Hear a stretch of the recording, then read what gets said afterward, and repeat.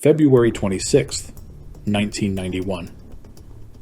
A sandstorm is eating the Iraqi desert whole. Visibility is somewhere between nothing and less than nothing. Rain had come through earlier, turned the ground into a paste, and now the wind is moving walls of sand across the plain so thick you cannot see 10 meters in front of your face. Inside a column of American tanks pushing east through the murk, the crews are not looking through their eyes. They are looking through heat. The M1A1 Abrams ran a thermal imaging system, a forward-looking infrared sight that read the temperature of everything in front of it and painted it onto a screen for the gunner.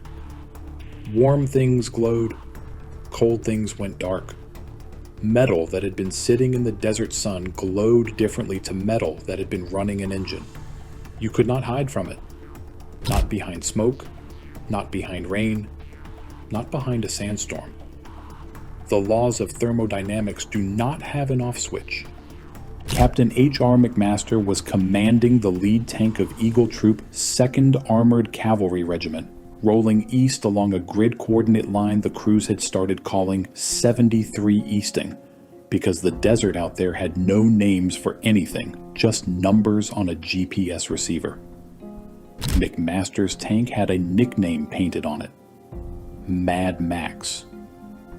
At 4:22 in the afternoon, Mad Max crested a low rise in the desert that you would not even notice if you were walking over it on foot. Through the thermal sight, the gunner saw shapes, dozens of them, then more behind those, dug into prepared positions, hull down, oriented south, waiting for an American attack that the Iraqis expected to come from a different direction entirely. A brigade of the Tawakkalna Division, one of Saddam Hussein's Republican Guard units, the best trained and best equipped soldiers in the Iraqi army.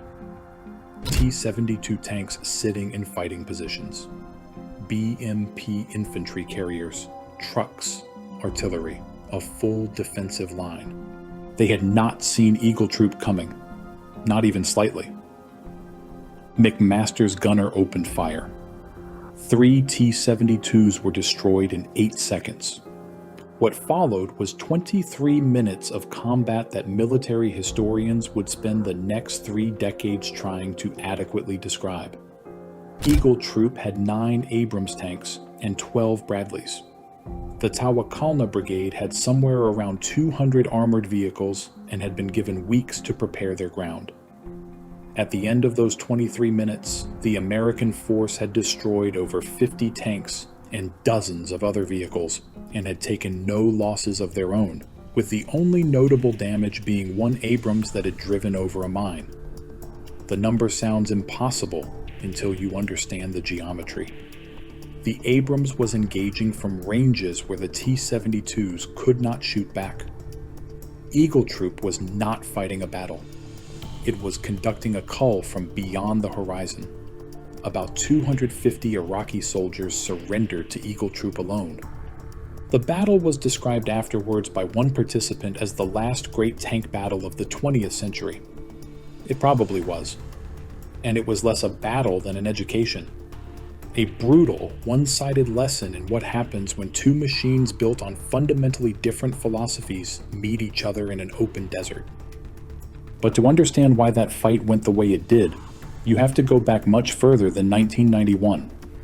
You have to go back to the late 1960s, to a program so expensive and so embarrassing that it nearly broke the American military's appetite for tank development entirely. You have to go back to the MBT-70. The MBT stood for Main Battle Tank. The 70 stood for the 1970s, which was when the Americans and the West Germans planned to have it ready.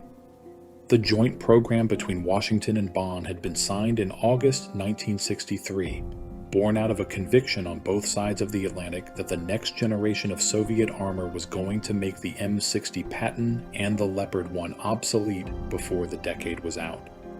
Intelligence estimates in the early 1960s had been tracking a new Soviet tank, eventually identified as the T-64, which carried a 125mm smoothbore gun, an autoloader, in composite armor. NATO did not have an answer to that tank. The MBT-70 was supposed to be the answer, and it was supposed to be so far ahead of the T-64 that the Soviets would be the ones scrambling to catch up. The ambitions were extraordinary. The tank would have a hydropneumatic suspension system that could raise and lower the hull on the move, so the crew could crest a ridge, drop the hull into a fighting position, fire, and pull back without ever fully exposing themselves. It would run at 70 kilometers per hour on road. It would weigh less than 50 tons despite carrying armor equivalent to tanks 20 tons heavier. And in what was probably the most audacious single decision in the entire program, all 4 crew members, including the driver, would sit in the turret. The driver in turret idea was not a gimmick. It came from a cold analysis of how tanks actually got killed. A driver sitting in the hull has to be aligned with the direction the tank is traveling, which means every time the turret rotates, he loses his reference to the outside world.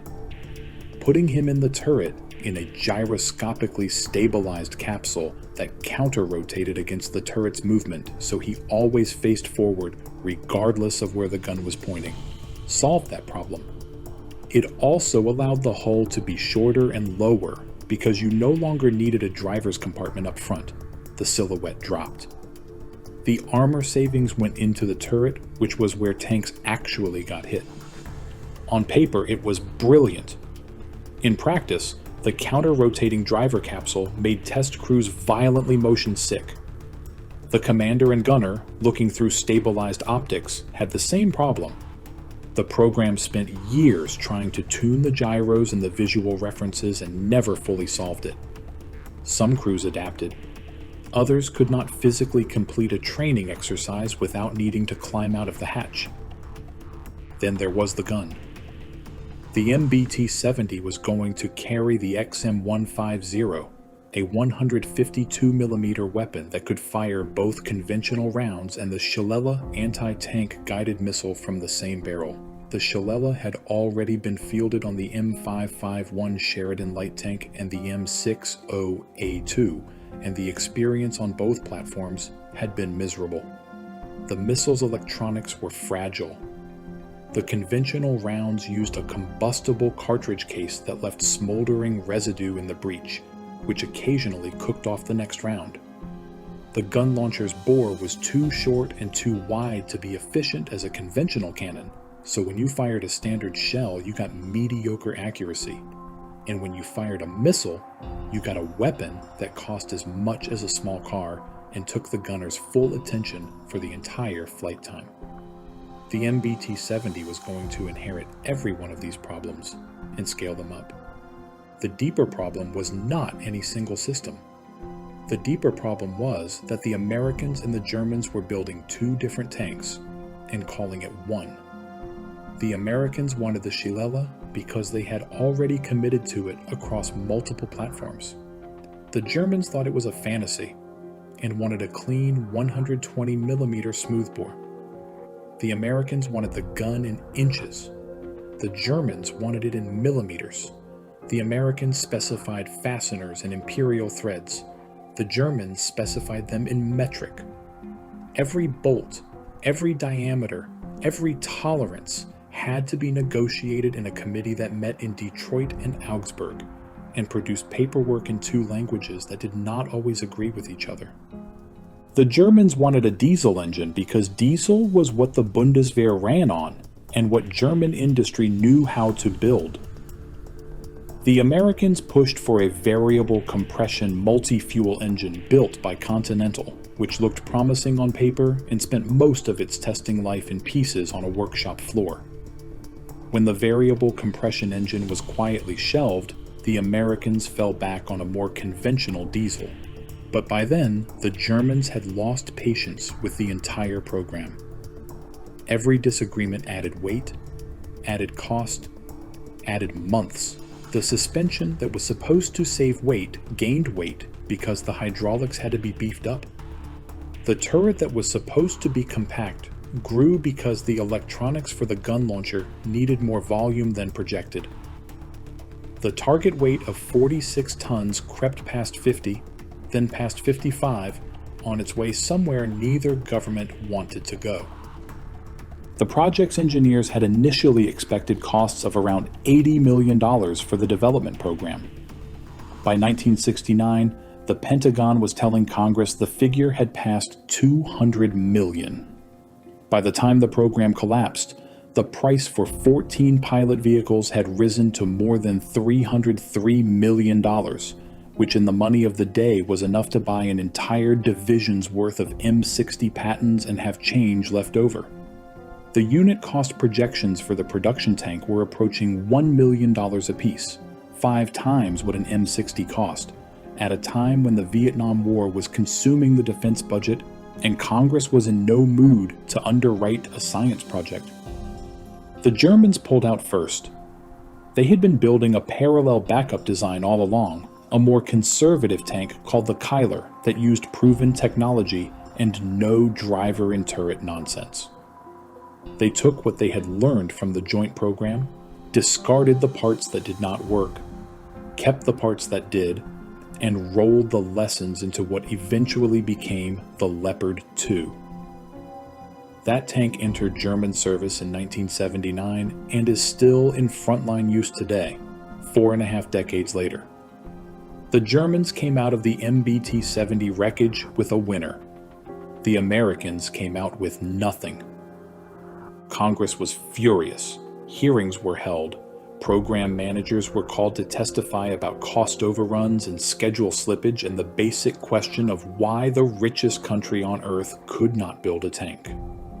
The Army tried to salvage the effort by proposing a simplified version, the XM803, which kept some of the MBT-70's ideas but dropped the most expensive ones. Congress looked at the XM803 and saw the MBT-70 in a cheaper suit. The MBT-70 was canceled in November 1971. The XM803 was canceled the following month. In the space of 8 weeks, America's entire next-generation tank program ceased to exist. The Americans were left with the aging M60 Patton, a tank designed in the 1950s around a gun the Soviets were now outranging, and a choice to make about what came next. What came next was the XM1 program. Before we delve into that, hit the like button, and don't forget to subscribe. The philosophy behind XM1 was the direct opposite of everything that had just failed. No missile launchers, no adjustable suspension, no driver in the turret, no German-American committee trying to reconcile 2 different armies' requirements into a single machine. Just a tank. The best tank America could build within a budget that actually existed.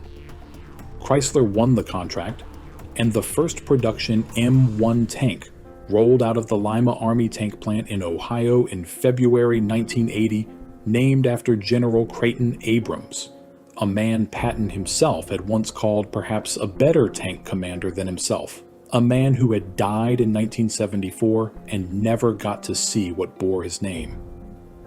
The press kept writing skeptical pieces about the turbine engine. Congressional auditors kept producing reports questioning whether it was reliable enough. The Army kept insisting they had made the right call. For 10 years, nobody knew for certain who was right. The Abrams sat in West Germany pointed east, waiting for a Soviet army that never came. It trained. It refined. It upgraded. The original 105mm gun was replaced with a licensed version of the German Rheinmetall 120mm smoothbore, which became the M1A1. Chobham composite armor, a British invention that nobody outside a very tight circle of engineers fully understood, was layered into the turret and hull. Later, plates of depleted uranium were worked into that composite, a material so dense that it made the steel around it seem almost decorative. The tank got heavier with every upgrade. The turbine handled it. But the engine choice almost killed the program. Not metaphorically, literally. When Chrysler submitted their XM1 prototype in 1976 with a modified helicopter turbine under the hull instead of a diesel, the reaction from the people whose job it was to evaluate it ranged from skeptical to openly hostile. The Government Accounting Office produced reports against it. The press called it absurd. Defense contractors who made diesel engines lobbied Congress. The argument was straightforward and not unreasonable. Gas turbines belonged in aircraft. They drank fuel at a rate that would make logistics officers weep. They were sensitive to dust and sand and debris in a way that diesel engines simply were not. You were proposing to put one of the most dust-intensive vehicles ever built, a 60-ton machine churning across open ground at speed around an engine that dust could damage, in a desert. In Central Europe, where the tank was designed to fight, the soil was fine and dry, and the tank's own movement would throw it straight into the intake. The Army ignored all of it. They chose the turbine. The Lycoming AGT-1500 produced 1,500 horsepower from an engine block that was smaller and lighter than the diesel alternative. It started reliably at -40 degrees without warming up, which mattered enormously for a tank designed to fight a Soviet winter offensive. It had fewer moving parts than a diesel of equivalent output, which in theory meant less to brake. It ran quieter. It accelerated faster. And it was genuinely multi-fuel, not in the brochure sense, but in the practical sense. You could run it on diesel, on kerosene, on jet fuel, on petrol, on virtually anything combustible that you could pour into a tank. An army that runs out of one fuel type can usually find another. The AGT-1500 did not care which one you gave it. What it produced in terms of performance was genuinely difficult to process the first time you saw the numbers. A vehicle weighing over 60 tons could reach 72 kilometers per hour on a paved road with the governor removed. Cross-country, it was governed down to around 48. For comparison, the T-72 managed around 60 kilometers per hour on road, and noticeably less across the kind of broken terrain where most actual fighting happened. The Abrams did not just match the T-72 on mobility. In the conditions where tank battles are decided, rough ground, smoke, poor visibility, shock contact, it was faster and more controllable. The turbine delivered its power instantly and linearly. There was no gear hunting, no lag, no diesel lurch. The driver put their foot down and 60 tons moved. The transmission was an Allison X11003B hydrokinetic automatic. 4 forward gears, 2 reverse. The reverse gears were not an afterthought.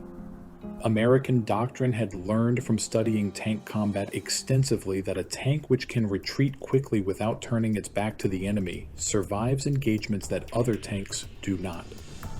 The Abrams could move rearward at meaningful speed while the gun stayed on target.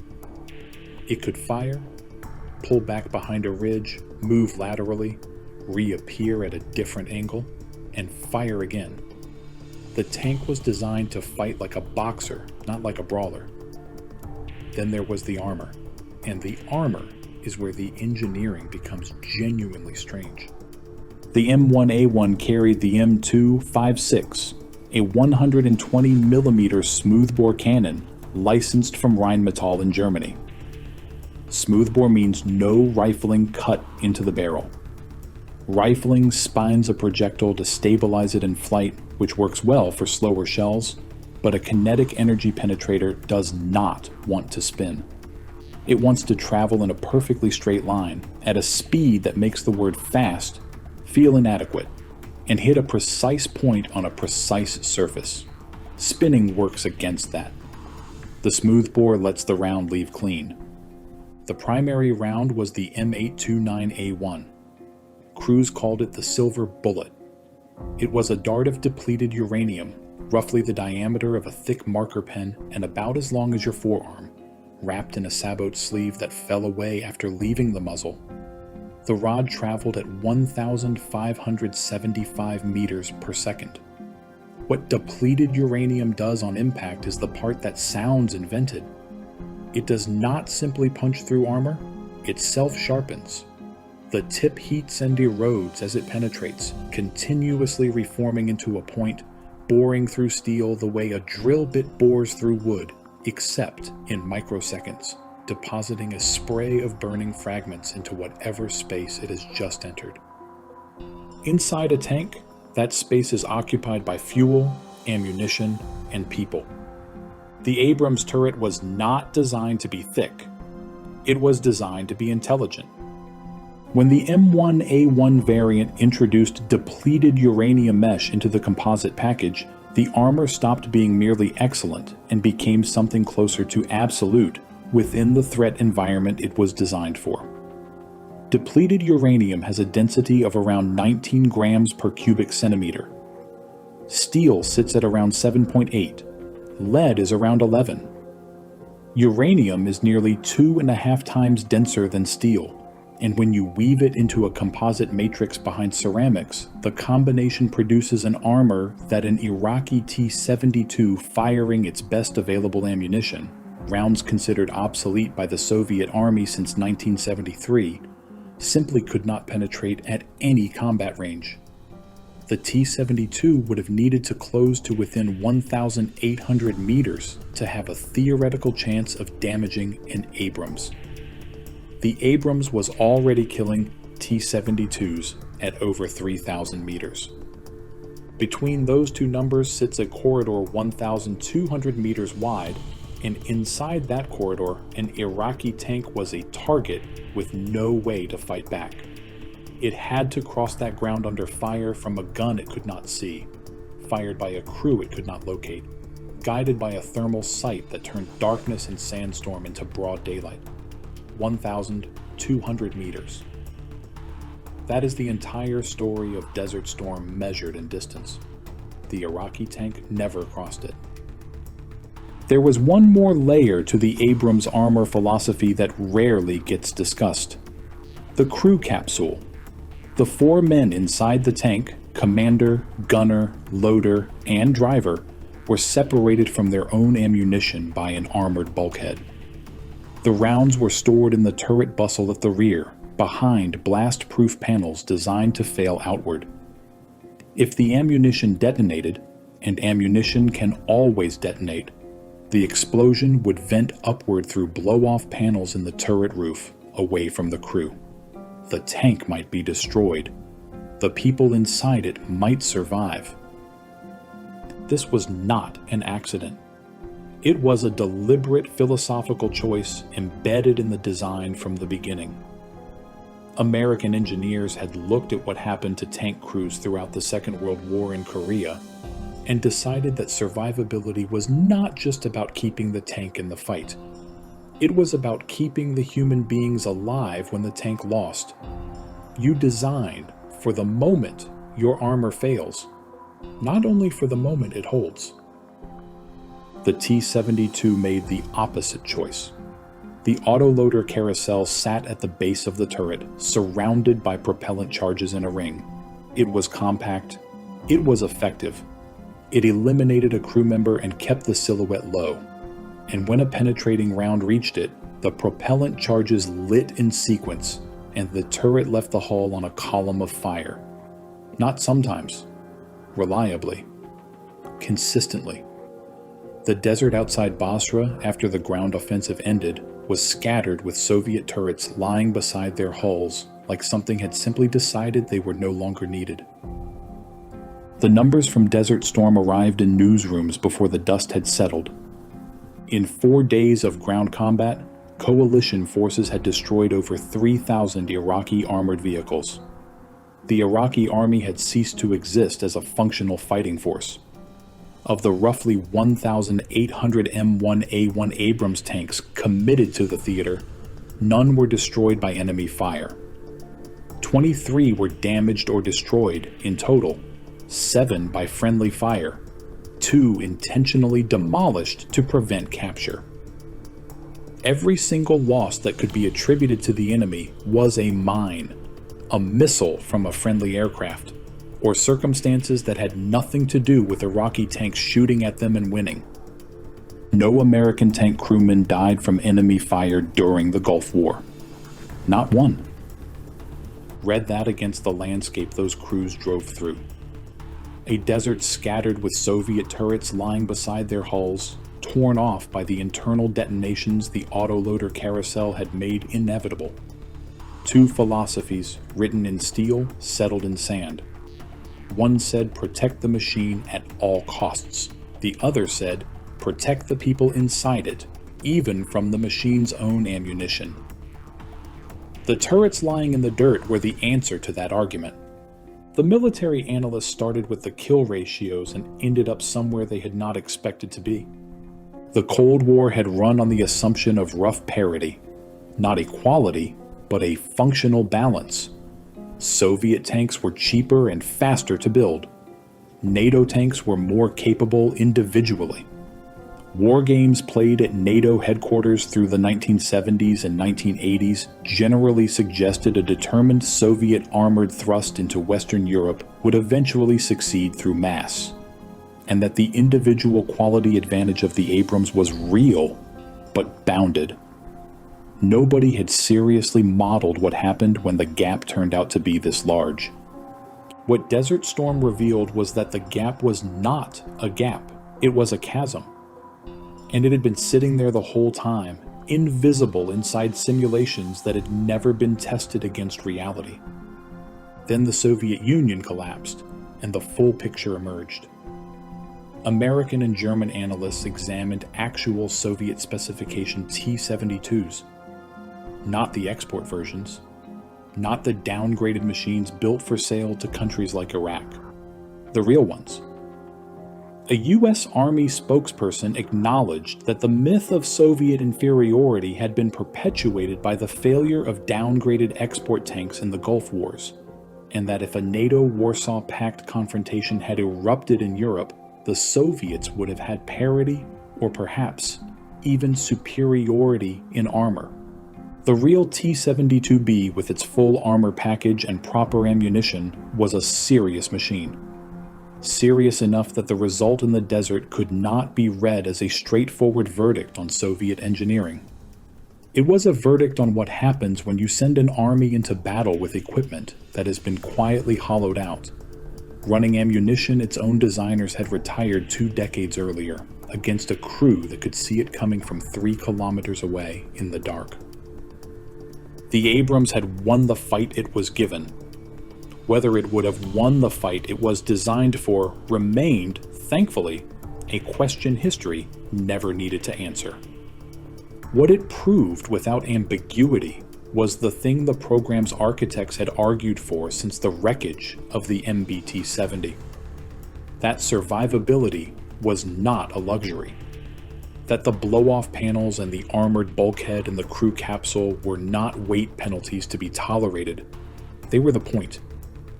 The machine that critics had called a helicopter engine inside a tank, too thirsty, too fragile, too expensive, too ambitious for what a bankrupt Chrysler could actually deliver, had driven across hundreds of kilometers of desert and come back with its crews alive.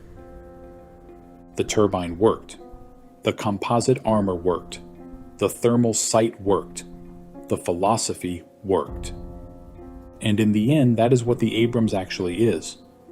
Underneath the specifications and the calibers and the kill ratios, it is an argument.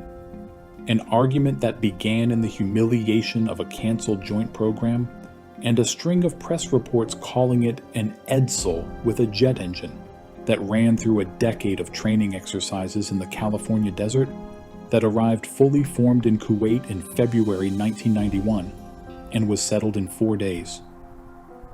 The argument was simple. Build the best possible machine. Trust the people inside it. Design for the moment it fails, not only for the moment it holds. 60 tons of turbine and depleted uranium and layered ceramics and thermal imaging and ballistic computers, assembled in Ohio, named after a general who never lived to see it, sent into the desert to answer a question 40 years of Cold War had left open. It answered it before breakfast,